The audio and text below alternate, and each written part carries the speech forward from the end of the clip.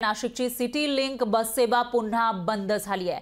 वाहकांचं वेतन रखडल्याने ही सेवा बंद करण्याचा निर्णय घेण्यात आला आहे। तर वाहकांचं मागील 2 महिन्यांपासून वेतन रखडलेलं आहे, त्यामुळे बस सेवा बंद करण्यात आली आहे। पण बस सेवा बंद झाल्याने प्रवाशांचे मात्र हाल होत आहेत। वाहकांच्या संपाची ही 7वी वेळ आहे आणि अशातच प्रवाशांचे हाल होत आहेत। तर दुसरीकडे वाहकांना मागील 2 महिन्यांपासून पगार मिळालेला नाहीये, त्यामुळे त्यांनी बंद पुकारलेला आहे।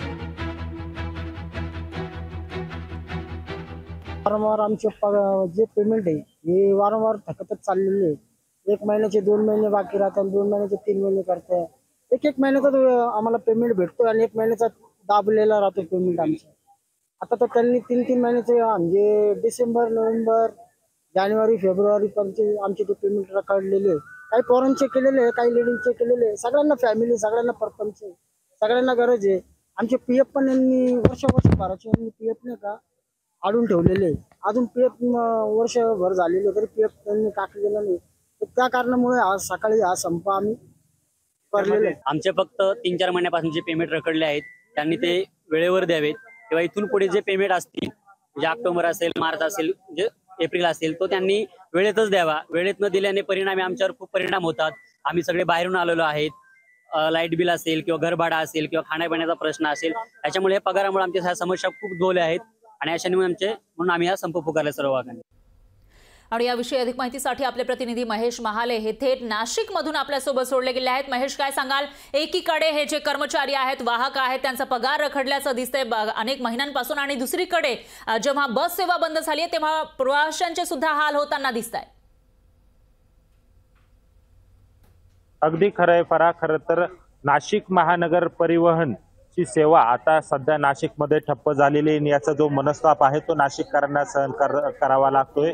सिटी लिंक बस सेवेचे जेवढे पण वाहक आहेत ते आता संपाचं त्यांनी हत्यार उपसलेले आहे। वेतन रखडल्यामुळे त्यांनी हा निर्णय जो आहे तो घेतलेला आहे, परंतु याचा जो नाहक त्रास आहे तो नाशिककरांना सहन करावा लागतोय। खरं तर ही संपाची 7वी वेळ आहे। वेगवेगळ्या त्यांच्या मागण्या आहेत। दरवेळेस त्यांचा वेतन रखडल्याचा प्रॉब्लेम आहे, त्यांचा पीएफ जमा होत नाही, ईएसआय जमा होत नाही, त्याच्यामुळे कुटुंबाचा उदरनिर्वाह करण्यासाठी त्यांना देखील पैशांची गरज आहे। त्याच्यामुळे त्यांनी सिटी लिंक प्रशासनाला धारेवर धरत आम्ही आता या संपामध्ये सहभागी झालेलो आहे असं त्यांनी सांगितलेले। नेमक्या काय मागण्या आहे आपण त्यांच्याकडनं जाणून घेणार आहोत। तुम्ही संपाचा हत्यार उपसलेले आहे, काय प्रमुख मागणी?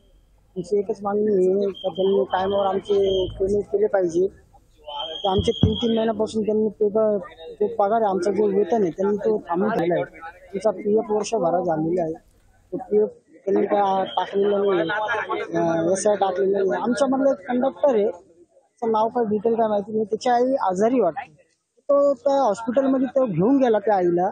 त्या आईला त्याच्याकडे पैसे नाही का जे करून तो इलाज करू शकते, पेमेंटच नाही टाइमवर, तर त्याच्या आईचा काय इलाज करणार तो व्यक्ती? ही वेळ तर सगळ्यांनाच येते, आपल्या घरामध्ये अडचणी सगळ्या गोष्टी। आज त्या मुलावर काय बितत असेल, 4 ते 5 वेळा त्या कॉन्ट्रॅक्टदारला फोन केले, त्याला मदतची मागणी केली, मला मदत करा तुम्ही, तरी त्याला काही देण्यात आलं नाही, काहीच नाही। महेश, जे संपकरी आहेत किंवा कर्मचारी आहेत त्यांच्या मागण्या आपल्या प्रेक्षकांपर्यंत पोहोचलेल्या आहेत, पण आता लोकांचे कसे हाल होत आहेत तेही आपण या ठिकाणी दाखवणार आहोत। दरम्यान धन्यवाद तुम्ही दिलेल्या या सविस्तर माहितीसाठी। याविषयीची अपडेट आपण तुमच्याकडून घेत राहूयात।